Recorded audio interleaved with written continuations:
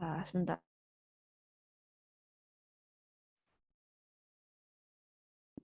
Um, Mungkin kalian masih ingat ya dari anatomi sistem urinaria itu uh, organ utamanya adalah ginjal. Ya, dan ginjal itu pun sebenarnya fungsinya banyak, tidak hanya untuk untuk pembuangan urin, tapi juga ada fungsi-fungsi lainnya. Nah, fungsi yang pertama yang utama antara ada ekskresi ya, itu adalah dengan sistem pembuangan adalah sisa pembuangan metabolisme ya, hasil-hasil sisa metabolisme, kemudian molekul-molekul zat racun yang ada dalam tubuh kita dan juga kelebihan-kelebihan ion itu dibuang melalui ginjal menjadi urin dalam bentuk urin. Ya. Nah, karena urin kan itu adalah cairan ya. Nah, itu cairan, maka ginjal ini berperan dalam regulasi volume darah juga ya. Kan cairan yang didapat yang menjadi urin itu kan berasalnya dari darah. Ya.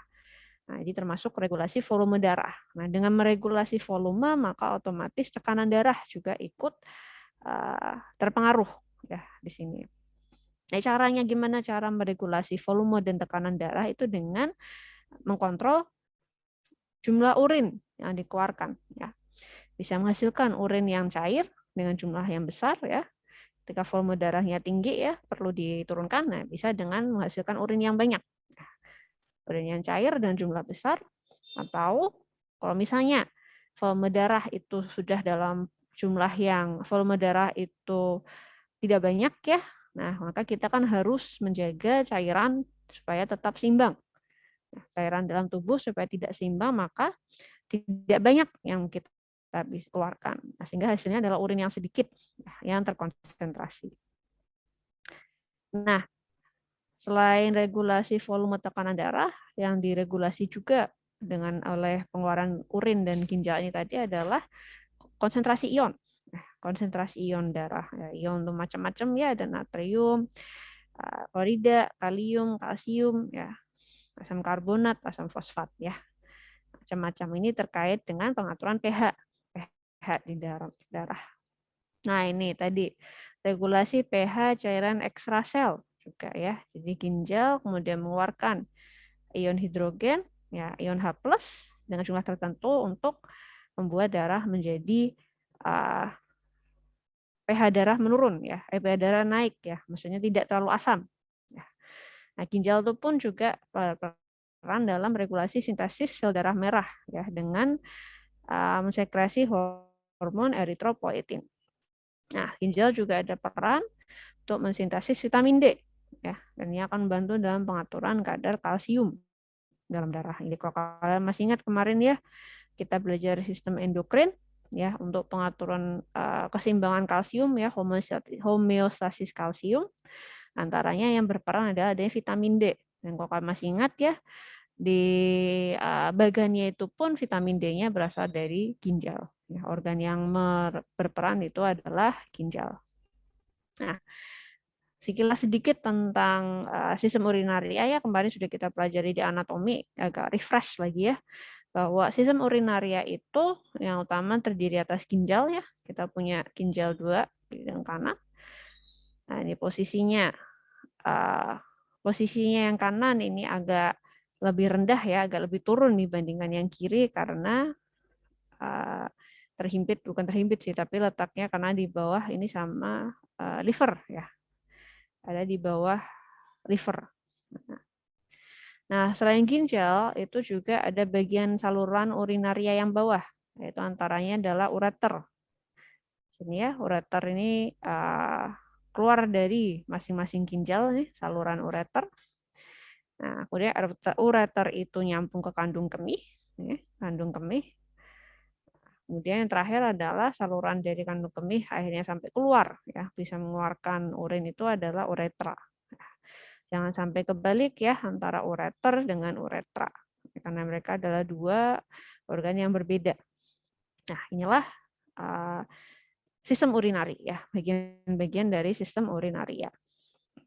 Nah, kata refresh lagi ya, ginjal itu bagiannya apa saja? Nah, ginjal itu secara umum terbagi menjadi bagian korteks ya. Korteks itu kulit di bagian luar, dan juga medula ya. Medula ini bagian dalam, dan yang terakhir ada pelvis. Nah, bagian pelvis di sini. Nah, korteks ini tadi ya, dia adalah bagian yang luar. Ya. Bagian yang luar dan ada tempatnya glomerulus. Ada yang tahu glomerulus itu apa? Masih ingat?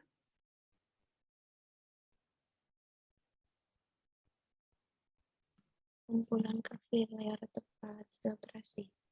Ya, kumpulan kapiler ya. Kumpulan kapiler yang ada di ginjal di sini ya. Nanti kita lihat lagi di situ. Oke, kemudian yang kedua tadi ada medula ya, di bagian dalam. Ya, terdiri atas piramida. Ini kan bisa dilihat semacam piramida-piramida yang berbentuk kerucut. Nah, dan di sini ujung dari piramida ini adalah kaliks ya, ruang berbentuk corong pada ujung medula di sini. Kaliks, ada kaliks itu ada yang minor dan ada yang mayor. Ya, di situ. Kemudian terakhir adalah pelvis ya. Pelvis ini adalah dari kaliks ini tadi, kaliks yang mayor dikelilingi oleh sinus ginjal. Nah, dia mengerucut ini sampai menuju ke ureter. Ya, ini adalah anatomi ginjal. Ya, situ. Kalian juga sebelum kita belajar fisiologi, kita harus ingat dulu ya dan paham dulu tentang anatomi ginjal. Nah, di sini ada yang namanya nefron. Ada yang masih ingat nefron itu apa? Bagian terkecil ginjal. Ada bagian terkecil dari ginjal. Ya, ini letaknya di mana nefron? Tadi di bagian ginjal kan macam-macam ya. Itu bagian nefron letaknya di mana? Pelvis. Ada yang bilang nefron di pelvis. Ada yang lain?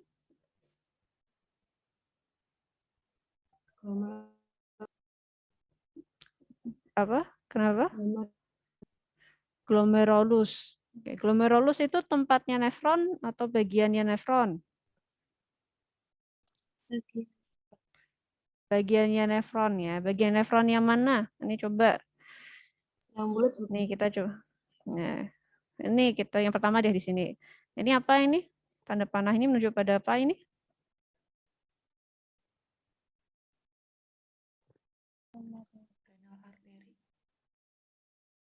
Ada suara samar-samar ini.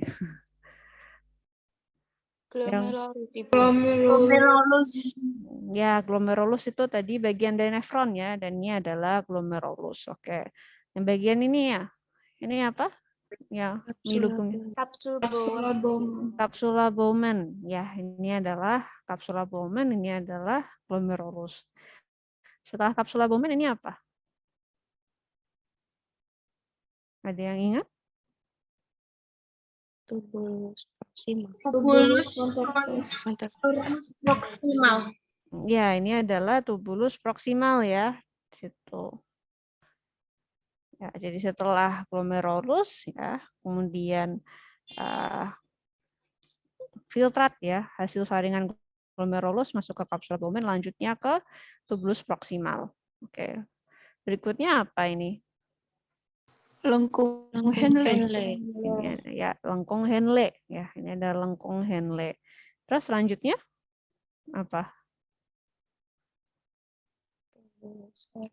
Tubulus distal. Tubulus distal. Ya, lanjutnya adalah tubulus distal ya. Di situ. Setelah lengkung Henle, kemudian ada tubulus distal. Nah, kemudian setelah tubulus distal apa? Ini? Tubulus collectivus. Ya, tubulus collectivus ya. Ini. Nah, itu mohon urutan pergerakan ini harus kalian pahami ya, dan kalau kalian ingat-ingat ya, jangan sampai kebalik antara tadi bulus proksimal ya kapan, distal kapan, collectivus kapan di situ ya. Nah, ini mungkin ada yang perlu, ini ada ya, ini adalah vena ya, vena renal dan arteri renal. Nah, kemudian yang seperti garis-garis di sekitarnya adalah kapiler ya, kapiler renal ya, kan pasti di antara di sekitarnya nefron itu ada pembuluh darah kapiler. Ya, ini nanti dia akan menerima juga hasil dari dan menerima dan membuang nanti ya di sini kapiler itu. Oke ya, ini tadi ya. Nefron itu adalah unit fungsional ginjal. Ya, ini adalah berperan dalam pembentukan urin. Nah, nefron itu ada 2 komponen ya, yaitu komponen vaskuler dan juga komponen tubulus ya. Tadi kita sudah sebut ya. Nah, komponen vaskulernya ini adalah glomerulus di sini ya, glomerulus, kemudian arteri ya, arteri eferen maupun aferen ya, itu untuk mengalirkan darah menuju ke glomerulus dan juga kapiler peritubular ya, yang di sini nggak kelihatan tapi yang tadi ya, nih kapiler yang menghubungi ini adalah kapiler peritubular. Nah ini mungkin juga tips ya biar kalian nggak bingung kalau ada kata peri ya, peri itu artinya permukaan atau sekitar ya di situ peri. Nah, jadi disebut peritubular karena dia di sekitar tubular. Ini kan kelihatan ya. Di sini dia di sekitar melingkungi tubularnya.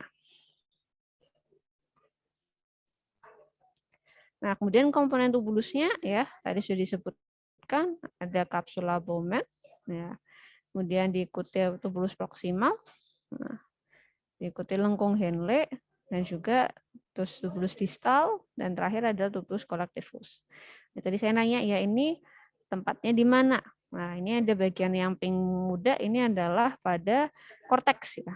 Jadi sebenarnya di sini ada beberapa jenis ya, ada yang lengkung Henle-nya terutama itu sangat panjang ya sampai dalam pada bagian medula, ada juga yang agak dangkal di sini ya. Ya, dangkal di sini jadi sebagian besar ada pada korteks. Nah, gitu. Ini disebut nefron di korteks ya, nefron kortikal di situ. Nah, sedangkan yang nefron pada nyemplung banget di medula ini tadi disebut juxta medullary nefron. Ya. Nah, untuk sebagian besar sih bentuknya yang kortikal nefron ya, yang ada di kulit semua di situ. Oke, nah kita langsung ke yang bagian utama fisiologi di sini adalah produksi urin. Ya. Nah, produksi urin itu melewati 3 tahap. Yang pertama adalah filtrasi, yang kedua adalah reabsorpsi, dan yang ketiga adalah sekresi. Nah, ini proses yang urut juga ya. Jadi filtrasi, dilanjutkan reabsorpsi, dan dilanjutkan sekresi. Nah, filtrasi ini adalah pergerakan air dan zat terlarut pada membran filtrasi. Dan hasilnya adalah disebut filtrat. Nah, reabsorpsi itu ada pergerakan air dan zat terlarut kembali ke darah. Jadi yang tadinya sudah difiltrat, diserap lagi, masuk lagi ke darah. Yang diserap apa saja? Itu antaranya ada air dan zat terlarut yang penting ya. Nah, kan sebenarnya sebagian besar yang sudah difiltrasi itu diserap lagi ya. Sedangkan yang tetap dibuang adalah kelebihan zat terlarut dan juga produk-produk sisa. Kalau memang ada kelebihan zat terlarut pada produk sisa metabolisme atau mungkin ada zat-zat racun yang perlu dibuang, nah itu akan tetap dibuang. Nah, zat terlarut itu kemudian bergerak melalui nefron ya, masuk ke cairan interstisial ya. Cairan interstisial ada cairan di antara cairan eksasel ya, di antara rongga-rongga antara pembuluh darah ya. Jadi bukan di pembuluh darahnya tapi di sekitarnya. Nah, itu pindahnya melalui transport aktif ya atau juga melalui kotransport. Sedangkan untuk air ya, air pergerakannya dia reabsorpsi, diserap laginya secara osmosis. Nah, sedangkan tahap yang terakhir ada sekresi. Nah, sekresi adalah transfer aktif zat terlarut dari darah ke filtrat.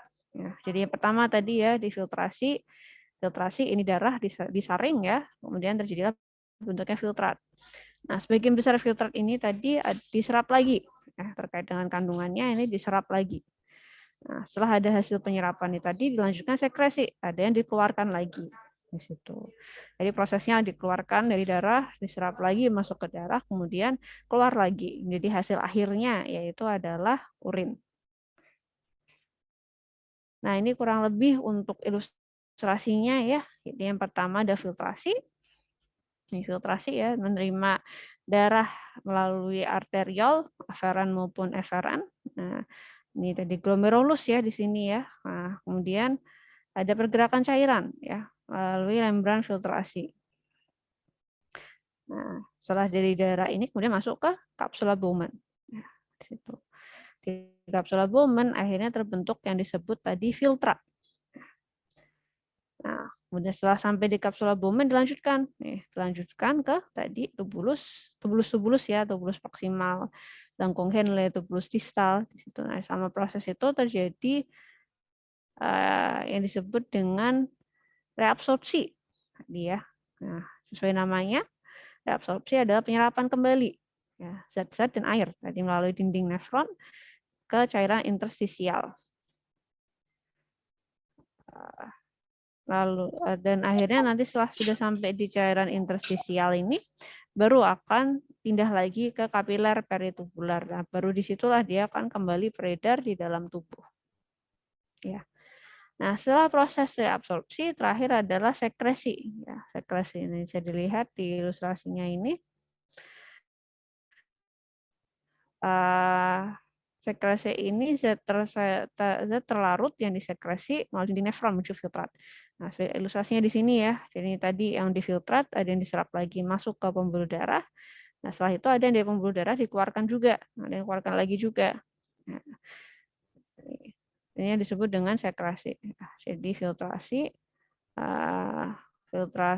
kemudian reabsorpsi, dan terakhir adalah sekresi.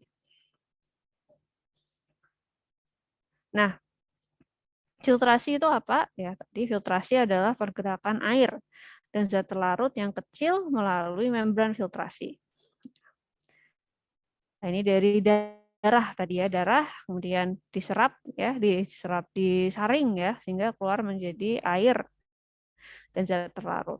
Darahnya bagian plasma ya, jangan bayangkan sel darah merah yang merah-merah semua itu ya, tapi adalah bagian plasma darah. Ya. Plasma darah ini disaring sehingga air sama zat terlarut itu yang kecil bisa melewati saringannya ya, melewati membran filtrasinya. Nah, akhirnya membentuklah filtrat. Nah, filtrat ini mengandung air ya, molekul kecil dan ion yang bisa cukup untuk lewat membran filtrasi. Nah, ada yang disebut dengan fraksi filtrasi. Fraksi filtrasi ini adalah tadi bagian dari plasma darah yang mengalir dalam tubuh yang tersaring melalui membran filtrasi untuk membentuk filtrat. Jadi tadi ada kan dalam tubuh banyak ya darah itu yang mengalir dalam tubuh kita. Nah, bagian tertentu ya dari plasma darah ini yang akhirnya mengalir dalam tubuh yang tersaring melalui membran filtrasi. Jadi bagian plasma darah yang akhirnya menjadi filtrat, itulah yang disebut dengan fraksi filtrasi. Nah, ada juga yang disebut fraksi renal. Nah, ini tadi bagian darah, kan ketika darah itu keluar dari jantung ya, dipompa oleh jantung, yaitu kan menuju ke berbagai macam organ ya, organ-organ yang membutuhkan. Nah, ada yang salah satu organ yang dibutuhkan adalah ginjal. Nah, fraksi renal itu bagian dari darah yang akhirnya sampai ke ginjal melewati ginjal, nah ini disebutnya fraksi renal. Dan ini adalah mencakup 19% dari plasma yang mengalir ke darah di dalam darah. Nah, untuk filtrasi itu ada bisa dihitung yang disebut dengan GFR atau glomerular filtration rate, ya, GFR. Nah, ini adalah jumlah filtrat yang diproduksi setiap menit. Ya. Nah, itu sebenarnya kurang lebih juga dalam sehari itu kurang lebih 180 liter filtrat itu terbentuk setiap hari. Dan dari 180 liter itu 99% diserap kembali. Ya. Jadi walaupun filtrat itu terjadinya banyak ya, sebagian besar hampir seluruhnya itu sebenarnya diserap kembali. Ya. Makanya tadi ada proses reabsorpsi dan sekresi ya, karena reabsorpsi telah diserap kembali. Nah, tapi ternyata ada juga yang masih perlu dibuang. Nah, ya, itu makanya ada proses sekresi, ada proses reabsorpsi dan sekresi. Nah, tadi ya dalam filtrasi itu ada membran ya. Membran filtrasinya ini adalah saringannya. Sesuai namanya, membran filtrasi ini adalah saringan filtrasi yang mencegah masuknya sel darah dan protein ke kapsula Bowman. Ya, namanya saringan ya, dia sudah memilih ada ukurannya sendiri bahwa yang bisa lewat adalah air sama zat-zat dengan ukuran kecil segini. Ya, sedangkan yang termasuk seperti sel darah dan protein itu adalah lebih besar ya dari lubang saringannya itu tadi, sehingga mereka tidak bisa masuk ke filtrat dan bisa tercegah ya, tercegah dari masuk ke dalam filtrat. Nah, sesuai namanya membran tadi ya, saringan ini dia mencegah molekul besar. Nah, atau lebih dari 7 nanometer. Nah, ini tadi lubang saringannya berarti ukurannya 7 nanometer ya di situ. Nah, sebenarnya tapi ada beberapa molekul yang protein kecil dapat ikut tersaring. Nah, ini nanti kalau sudah kadung kebuang, nah makanya butuh reabsorpsi tadi ya. Karena reabsorpsi ini untuk ini kita masih butuh ini, maka perlu diserap lagi. Nah, yang membuat filtrat itu bisa jalan-jalan ya di nefron itu adalah ada perbedaan tekanan. Ya. Ada perbedaan tekanan mendorong filtrat itu bisa keluar dari membran filtrasi. Nah, kita akan bicarakan tekanan filtrasi. Nah, tekanan filtrasi ini sebenarnya adalah hasil hitung-hitungan ya dari tekanan kapiler glomerulus ya dikurangi tekanan kapsul ditambah tekanan osmosis koloid darah. Kita akan belajar satu-satu tentang macam-macam tekanan ini yang membangun tekanan filtrasi. Nah, tekanan kapiler glomerulus adalah tekanan dalam kapiler yang menggerakkan cairan dari kapiler ke kapsula Bowman. Jadi ada perbedaan tekanan yang akhirnya membuat cairan-cairan ini bisa jalan-jalan ya, bisa bergerak tadi ya. Nah, jadi ada tekanan di dalam kapiler ya, yang akhirnya membuat cairan itu, darah itu bisa bergerak di situ. Jadi kapiler kemudian masuk ke kapsula Bowman. Nah, tekanan kapiler glomerulus ini adalah akibat dari hambatan yang rendah pada arterial aferan dan juga pada arterial aferan dan juga pada kapiler, serta hambatan yang rendah pada aliran darah di arterial aferan.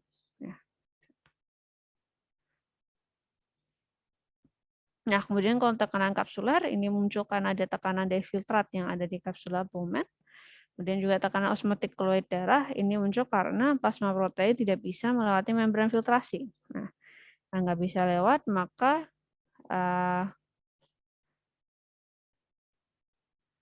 ada suatu gaya osmosis yang membuat cairan itu bergerak dari kapiler glomerulus ke kapiler glomerulus dari kapsula Bowman. Ya, jadi prosesnya namanya saringan itu kan dia kayak bolak-balik ya. Ketika misalnya kita menyaring pun pertama kita lewatkan saringan ya. Nah, nanti kan pasti ada yang kayak kelewat ya. Ada mungkin yang bisa nerobos ya di hasil saringannya itu. Nanti kita ambil lagi, kita tuangkan lagi. Nah, seperti itu kurang lebih. Nah, ini ilustrasinya ya. Nah, ini tadi yang pertama ya, tekanan kapiler glomerulus atau GCP. Ya. Ini tekanan darah di dalam glomerulus. Nah, karena adanya tekanan darah ini, maka darah itu bergerak tadinya di dalam kapilernya bisa keluar ke kapsula Bowman, lewatin si saringannya glomerulus ini. Nah, sementara itu ya ada juga tekanan di sini, tekanan kapsul ya, kapsular dari kapsula Bowman ya. Jadi sebesar 10 mm Hg. Nah, ini bergerak, tadi sudah ada yang ke sini kemudian bergerak juga, ini terbuang ini. Nah, kemudian yang terakhir ada tekanan osmotik koloid darah ya, BCOP ini. Nah, ini juga dari protein darah. Tekanannya ini dari protein darah. Karena adanya protein, maka akhirnya cairan itu bisa bergerak dari kapsul Bowman ke darah melalui osmosis. Nah, ini ada rumusnya ya tadi, dengan ada glomerular kapiler tekanan kapiler glomerulus ya, ada tekanan, kurangi tekanan kapsular, kemudian dikurangi lagi tekanan osmosis koloid darah, sehingga terbentuk tekanan filtrasi sebesar 10 mm Hg. Nah, ini adalah untuk komposisi filtrat ya. Jadi yang pertama kali tadi proses filtrasi akhirnya akan menghasilkan cairan. Nah, ini cairannya apa aja isinya, komposisinya ya. Ketika dibandingkan dengan plasma, nah, plasma yang ada di darah, nah ini untuk urea, glukosa, asam amino, garamnya sama ya. Yang membedakan hanya pada protein. Karena filtrat tadi saringannya tidak bisa dilewati oleh protein, maka protein di plasma masih banyak, masih ada. Nah, dengan di filtrat sudah tidak ada, ya nol di situ. Sedangkan yang lainnya sama. Nah ini tadi ya GFR atau glomerular filtration rate, laju filtrasi, nah yang dipengaruhi oleh dua hal. Yang pertama adalah autoregulasi, yang kedua adalah stimulasi saraf simpatis. Nah, autoregulasi ini berperan untuk menjaga agar GFR ini stabil pada tekanan darah yang beragam. Ya, mau orang itu punya tekanan darahnya naik, mau tekanan darahnya turun, mau dia hipertensi, mau dia hipotensi. Nah, adanya autoregulasi ini menjamin supaya GFR ini tetap stabil ya, maupun kondisi pasiennya tidak stabil. Nah, ini terkait dengan derajat vasokonstriksi pada arterial afferent.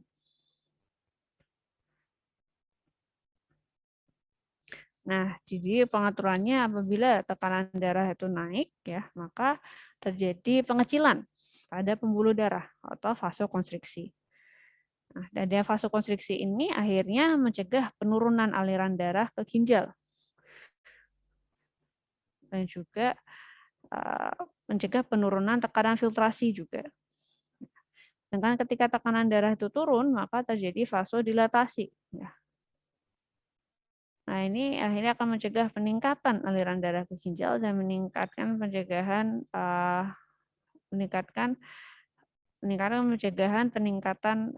mencegah peningkatan tekanan filtrasi.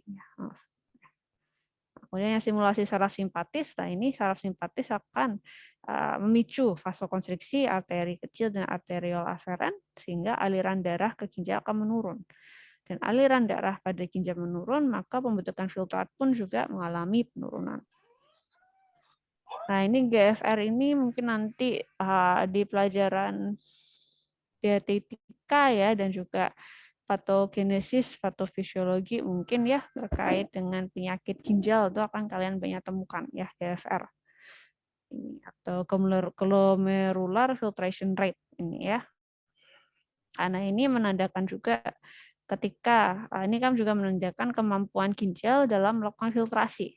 Nah, kalau ada angka GFR yang tidak normal, nah ini berarti kemampuan ginjal untuk bisa melakukan filtrasi juga terganggu ya, juga menurun. Ya, ini juga biasanya jadi indikator tingkat kerusakan ginjal ya, apakah GFR-nya masih tinggi atau tidak. Kalau tinggi berarti fungsi ginjal masih berjalan dengan baik ya. Tapi kalau sudah turun, sudah rendah, berarti ini fungsi ginjalnya sudah mulai bermasalah. Nah, yang berikutnya adalah tadi tahap berikutnya di tubulus setelah di kapsula Bowman terbentuk filtrat, selanjutnya adalah reabsorpsi. Nah, reabsorpsi ini terjadi di tubulus ya, baik tubulus proksimal, tubulus distal, maupun lengkung Henle.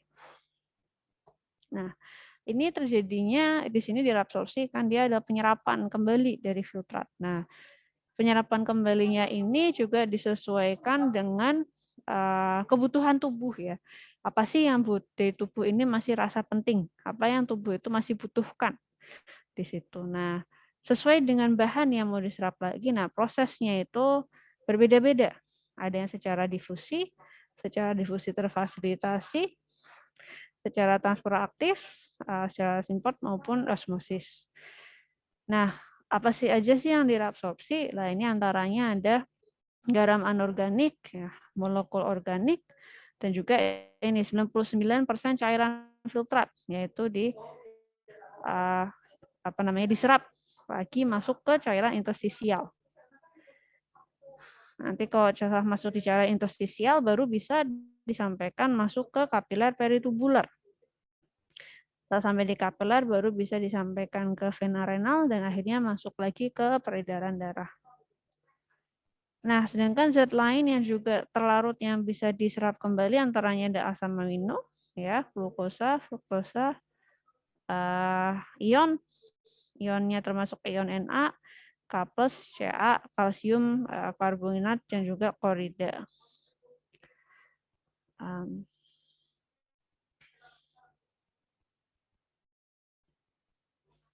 Kalau air penyerapannya dilakukan secara osmosis ya. Ini tadi kan ada difusi terfasilitasi, transfer aktif, simport, osmosis. Nah, kalau air secara osmosis. Ya, saya mendengarkan azan dulu ya.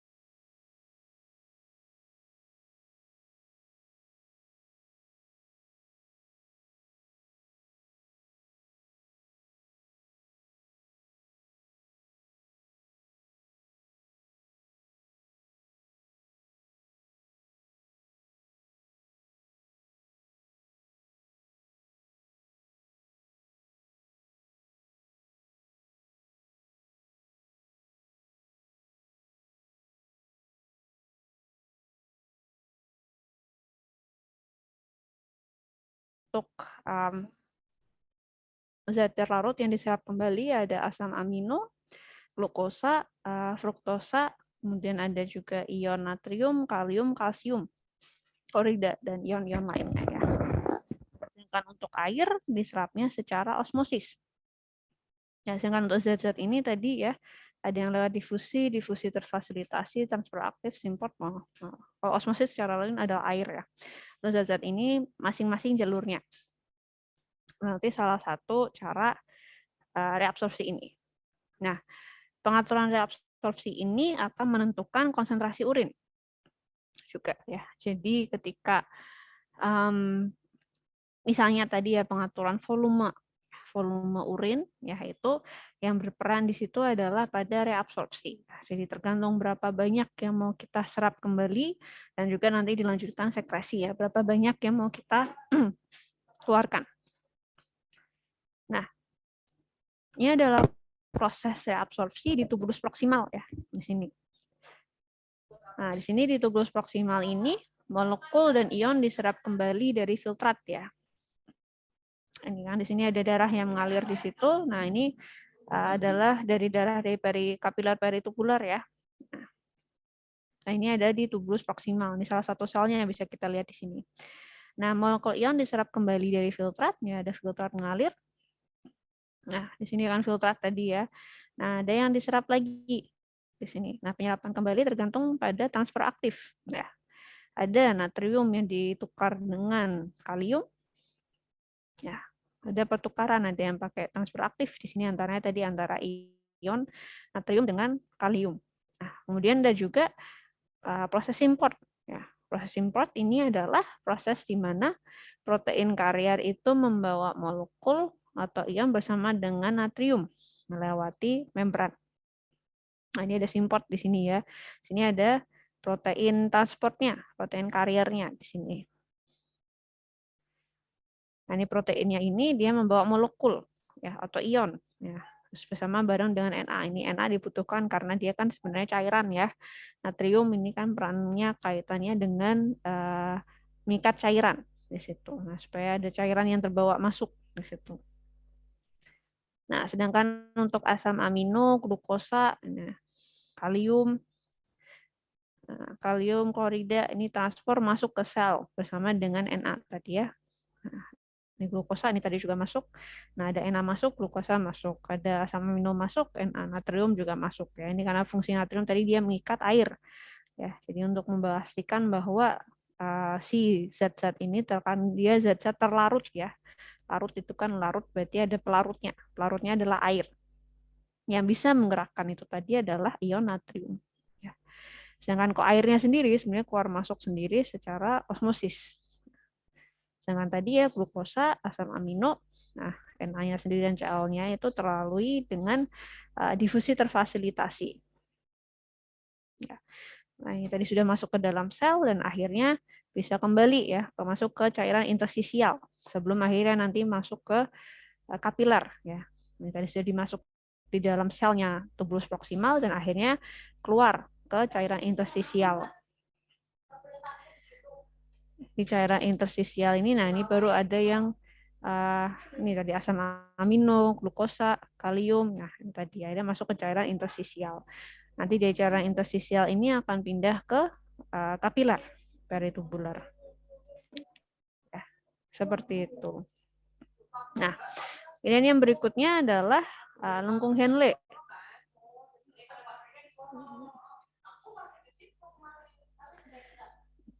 Nah, ini ada lengkung Henle. Ya, ini tadi saya baru baca catnya ya. Kalau ternyata ada praktikum ya jam 12:30 ini saya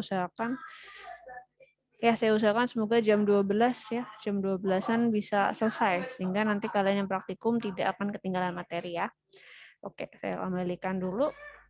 Nah, reabsorpsi tadi kalau kalian masih ingat ya lengkung Henle itu kan ada yang turun ya, kemudian ada yang naik ya. Seperti bentuknya lengkung ya.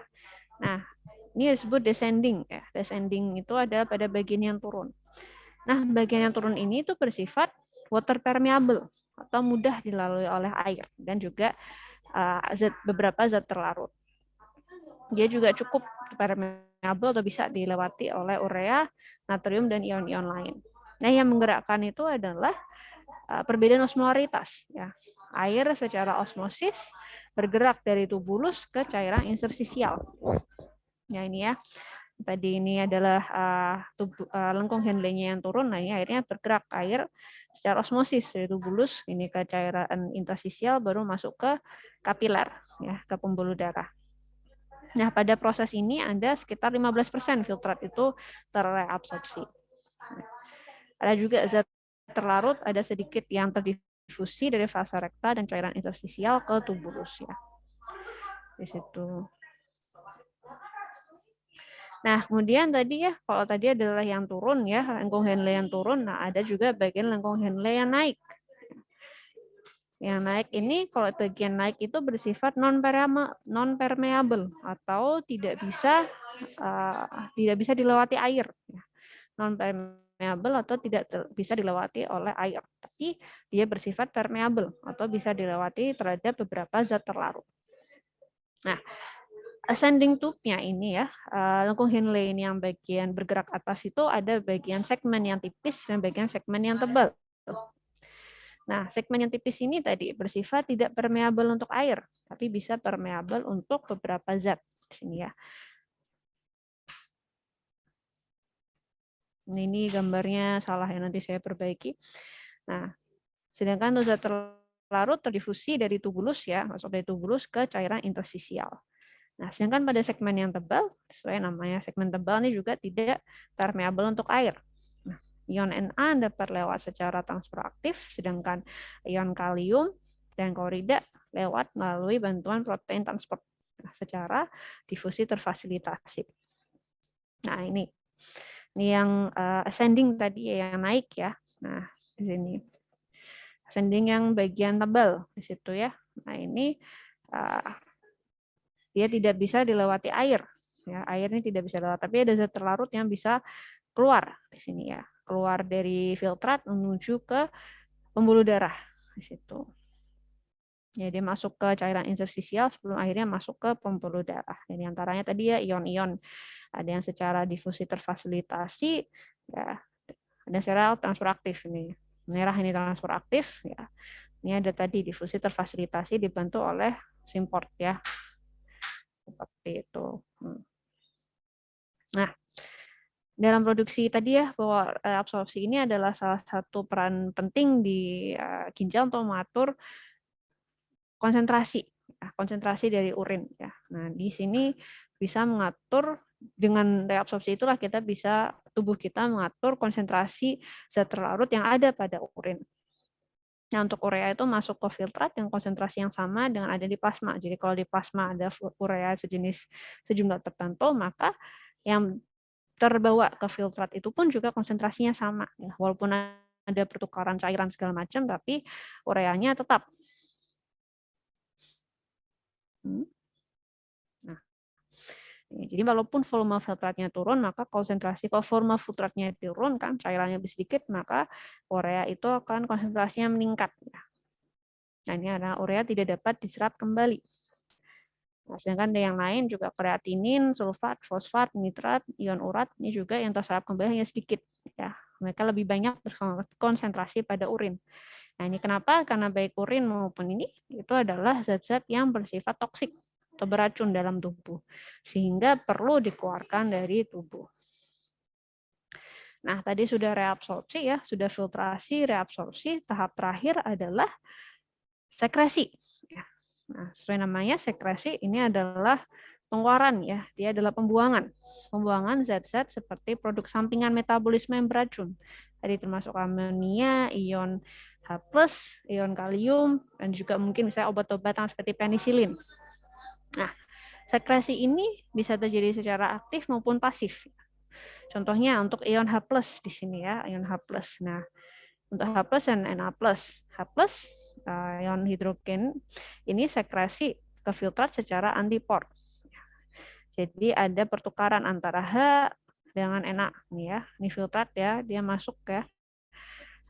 Disekresi ya, H+-nya disekresi keluar, ada pertukaran Na masuk, H+ keluar ya. Nah, H+-nya ini kenapa kok bisa jadi banyak? Itu karena dari difusi dari kapiler peritubular ya. Ada kapiler di sini yang masukin H+ di sini karena memang dikeluarkan kan, niatnya H+-nya mau dikeluarkan. Bisa juga dari hasil reaksi karbon dioksida dan air dalam sel tubulus. Nah, ini karbon dioksida sama air bereaksi sehingga menghasilkan H+. Nah, ini harus dikeluarkan juga. Sedangkan ada juga ion asam karbonat ini dibawa secara simport ya ke cairan interstisial. Nah, ini tadi hasil dari reaksi antara karbon dioksida dengan air ya, menghasilkan ion H+ dan juga asam karbonat di sini ya. Nah, ini kemudian dibawa masuk ke cairan interstisial di sini, nah secara difusi. Nah, sedangkan untuk yang ion H+ dan K+, ini ada K ya di sini. Nah, secara antiport juga. Nah, Na dan K dibawa secara transfer aktif ke membran basal, masuk ke sini. Nah, kemudian natrium, di mana ini natrium dan juga karbonat dibawa secara simport ya ke cairan interstisial. Masuk ke sini. Masuk ke sini. Kemudian baru dari sini setelah masuk di cairan interstisial baru akan dibawa ke kapiler. Nah, ini adalah untuk nefron tadi ya, untuk refresh bahwa antara tubulus proksimal dan juga lengkung Henle yang menurun, itu dia sifatnya bisa dilewati air. Nah, sedangkan yang tubulus yang Henle meningkat, ya Henle yang naik, ini dia tidak bisa, ya impermeable, tidak bisa dilewati air. Sedangkan yang untuk tubulus distal dan juga kolektifus, dia permeabilitasnya tergantung pada kebutuhannya, jadi bisa disesuaikan di situ. Ya, maaf ini biar cepat. Nah, di sini tadi ya pada tubulus proksimal ya, ada pertukaran, ada reabsorpsi aktif antara natrium, pengeluaran natrium dan juga osmosis secara pasif ya untuk air. Nah, ini tadi ya sekitar 90-80% air diserap lagi, terjadi reabsorpsi di sini di bagian yang ini, tubulus proksimal dan juga Henle yang menurun. Nah, sini juga terjadi reabsorpsi lagi di sini ya. Masih proses ya. Ada pengeluaran natrium dan ada pengeluaran juga air di sini. Air juga akan semakin banyak yang dikeluarkan, banyak yang diserap lagi ya di sini ya, maksudnya banyak air yang diserap kembali ya, kembali ke dalam tubuh ya, di situ. Sehingga semakin konsentrasinya makin padat ya, makin meningkat, konsentrasi urinnya semakin meningkat karena airnya semakin berkurang. Nah, ini adalah untuk komposisi urin ya. Tadi kita lihat, ingat ya, filtrat. Ya. Filtrat, nah ini ureanya sebesar ini. Jadi gula ini glukosa, asam amino, dan garam. Nah, ini karena kalau filtrat tadi kan banyak ya, airnya banyak. Nah, karena setelah diurin itu tadi banyak air yang terserap kalau dari filtrat, airnya yang diurin ini airnya tidak sebanyak di filtrat, sehingga konsentrasinya itu menjadi meningkat. Ya, karena dia padat per cairnya, volume cairnya semakin sedikit ya di situ. Nah, ya makin meningkat konsentrasinya di situ. Dan untuk urin juga memang seharusnya tidak mengandung glukosa maupun asam amino ya. Kalau ada, nah itu sudah tanda-tanda ada penyakit di dalam tubuh, ada terutama gangguan pada ginjal ya, yang menyebabkan filtrasinya asam amino dan glukosa yang harusnya tidak ikut terbuang, tidak ikut terfiltrasi atau harusnya bisa diserap kembali malah tidak terserap kembali dengan baik ya, akhirnya muncullah di urin. Nah, untuk pengaturan konsentrasi dan volume urin itu ya diatur oleh mekanisme yang menjaga osmolaritas dan volume cairan ekstraseluler. Nah, ini proses kuncinya ini pada ini reabsorpsi ya. Ini yang mengatur akhirnya volume urin yang keluar itu berapa ya tergantung pada reabsorpsi ya. Nah, ini diatur oleh hormon autoregulasi dan saraf simpatis ya, jadi kerja dalam tubuh ya. Nah, yang hormon yang berperan itu adalah hormon kerja sama sistem hormon renin, angiotensin dan aldosteron dan juga hormon antidiuretik. Nah, sistem RAS tadi ya, renin, angiotensin, aldosteron ya. Renin ini adalah enzim diproduksi oleh ginjal ya. Nah, produksi oleh ginjal. Nah, ini renin itu akan sekresinya akan meningkat apabila tekanan darah pada arteriol aferen tadi ya, pada pembuluh darah itu turun atau karena konsentrasi natrium pada filtrat itu menurun. Nah, setelah renin ini keluar, renin ini perannya adalah mengaktifkan protein namanya angiotensinogen. Ya, ini untuk apa angiotensinogen? Kita akan ke yang berikutnya nih, angiotensin. Nah, angiotensinogen ini diubah menjadi angiotensin 1 oleh si hormon renin. Nah, kemudian angiotensin 1 menjadi angiotensin 2 karena ada enzim lagi nih namanya angiotensin converting enzyme ya, atau AC. AC ini diproduksi oleh salah satunya paru-paru. Nah, dengan adanya angiotensin ini yang terjadi adalah dia akan menyempitkan pembuluh darah atau disebut juga vasokonstriktor. Nah, menyempitkan pembuluh darah, kemudian meningkatkan resistensi perifer dan tekanan darah, dan juga meningkatkan sekresi aldosteron dan ADH. Nah, aldosteron yang berikutnya nih. Dan juga yang salah satunya adalah meningkatkan rasa haus. Nah, nih berikutnya tadi salah satu yang terpengaruh dengan angiotensin 2 ini adalah aldosteron ya. Aldosteron sekresinya meningkat. Nah, aldosteron ini dari korteks adrenal. Nah, fungsi aldosteron ini dia meningkatkan sintesis dari protein transport yang ada pada tubulus ya.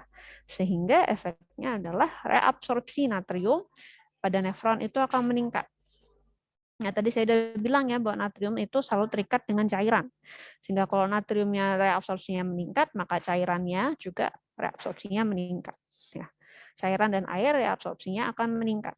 Nah, sehingga volume dan konsentrasi urin, ya volume urin akan turun ya, semakin sedikit karena cairannya banyak yang diserap kembali.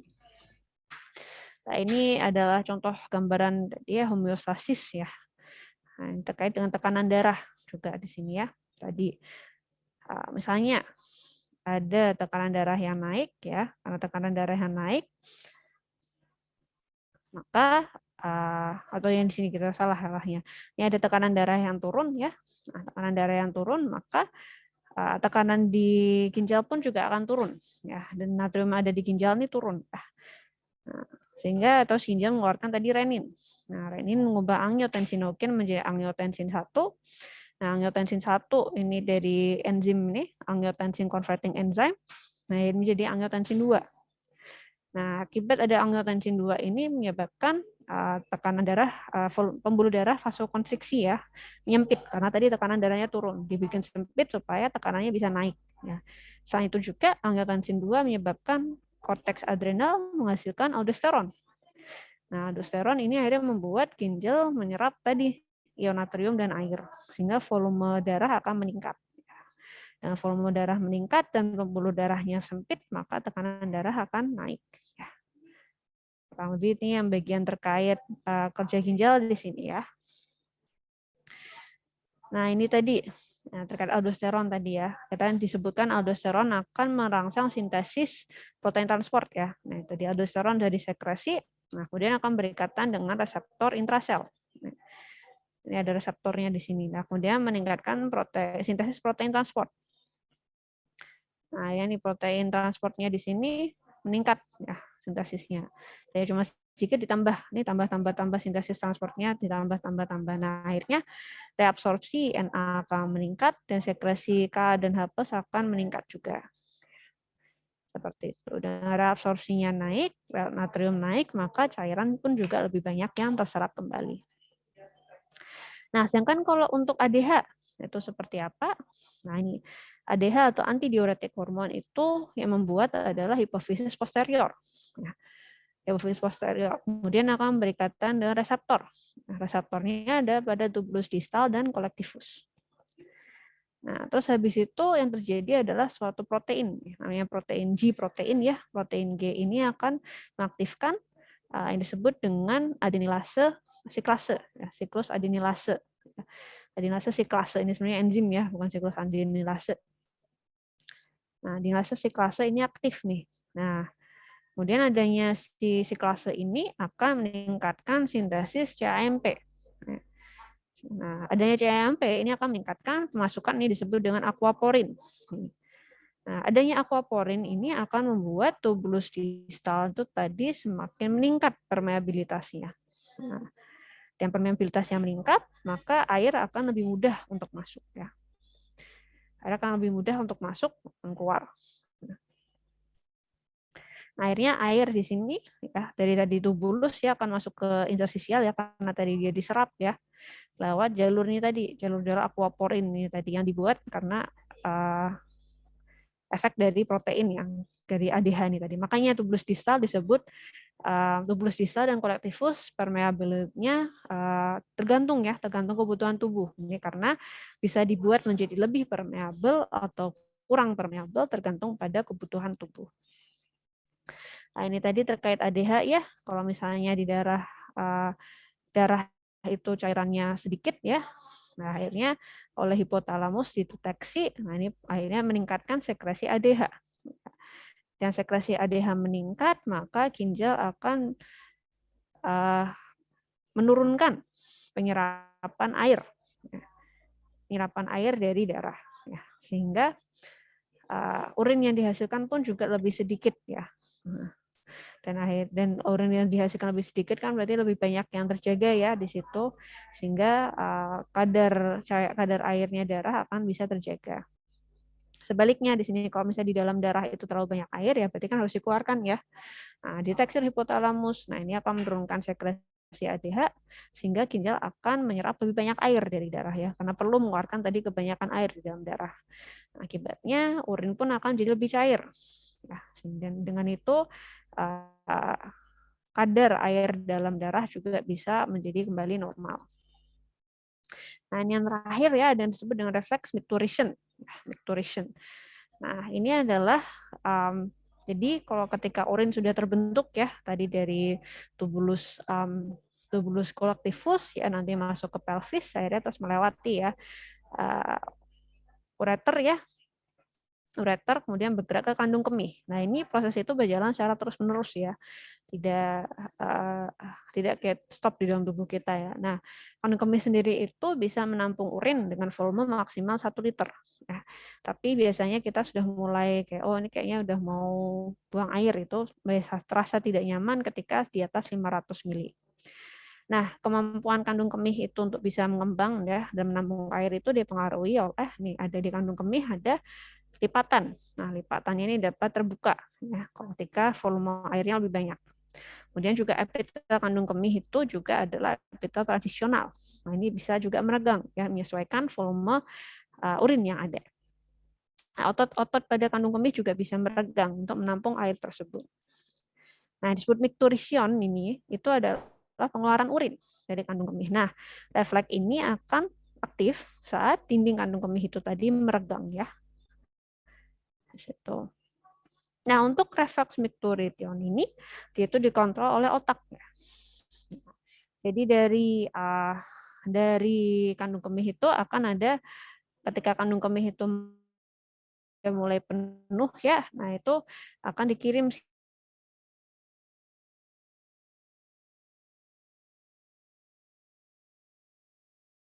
ini kok kayaknya saya mau buang air.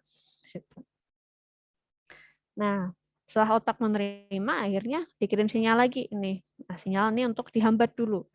Nah, dihambat supaya tidak langsung terjadi urinasi ya, tidak langsung buang air keluar. Urinnya keluar pada saat kandung kemihnya penuh ya. Nah, ini ada termasuk ini ya jalur sarafnya ini tadi untuk mencegah supaya tidak otomatis keluar, urinnya tidak otomatis keluar pada saat kandung kemihnya penuh. Nah, nanti kemudian setelah itu juga dari otak ya, adanya sinyal lagi dari otak, lah itu akan juga yang akhirnya menciptakan keinginan untuk tadi buang air kecil secara sadar ya. Ketika kita udah kita udah siap mau buang air kecil, nah itu otak itu akan memberikan sinyalnya kita sudah siap. Nah, itu akan disampaikan ke kandung kemih supaya akhirnya urin bisa dikeluarkan, dan itu adalah pilihan kita secara sadar ya. Kontrol kita secara sadar. Nah, ini prosesnya gimana di kandung kemih? Nah, ini urin di kandung kemih akan meregang ya, akan meregangkan dinding kandung kemih. Kemudian tadi sarafnya ya, saraf tadi sudah dikirim, mulai diterima ya. Diterima, terus akhirnya tadi untuk menghambat dia akan mengkontraksikan otot halus kandung kemih di situ. Nanti ketika mau mengeluarkan baru akan direlaksasi ya. Direlaksasi, sfinkternya ototnya direlaksasi supaya urin bisa keluar. Ya, baik, itu untuk materi hari ini ya, sebenarnya tidak begitu banyak ya, dan ya pasti ya supaya kalian masih ada waktu untuk tadi yang mau siap-siap untuk praktikum. Ya, baik ya, karena mungkin ini biar tidak lama-lama ya, kalian yang ada mau praktikum, siapkan praktikum masih bisa makan, sholat ini. Saya akhiri kuliahnya ya. Terima kasih semuanya atas partisipasi dan kehadirannya. Mohon maaf apabila ada salah kata dalam penyampaian ya. Saya tutup kuliah hari ini. Wassalamualaikum warahmatullahi wabarakatuh. Waalaikumsalam.